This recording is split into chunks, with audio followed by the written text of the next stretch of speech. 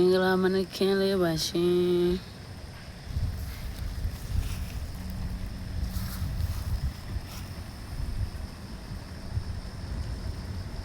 ပန်းပင်တွေနဲ့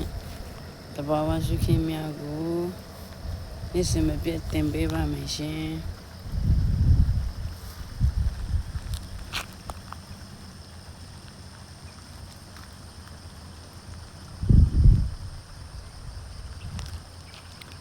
ဘာဝတောင်တန်